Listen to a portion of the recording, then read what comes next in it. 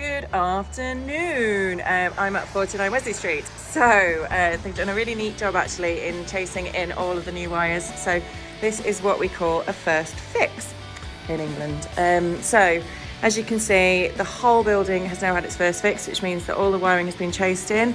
We've got everything up to the spec of wire that it needs to be for current legislation and standards in the UK.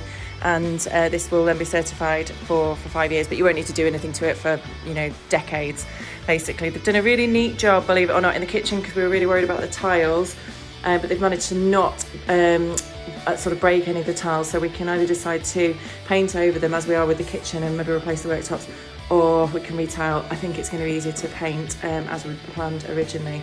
But as I said previously, I think the upgrade should be in the bathroom now. So yeah, really neat job. Obviously we're going to remove this textured wallpaper and patch everywhere. I'm just about to meet the plasterer now, he's on his way. And then the guys can come back and do the second fix, which is once the plaster's dry, put the sockets on, and then we can start with removing wallpaper and decorating, etc. So this bathroom, as it is, very dated. We are contemplating sort of upgrading the whole thing, basically, which we can do within budget, and it will just make a massive difference really to the whole house. So first fix, all fully in, as you can see.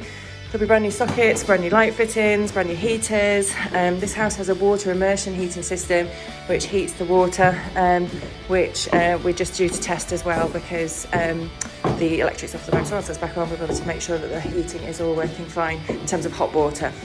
So all looking good and on track. Obviously it's a bit dark in this video because the power is currently off, so apologies if it seems a bit dark and dingy. It's also been snowing here today. Happy December, everybody.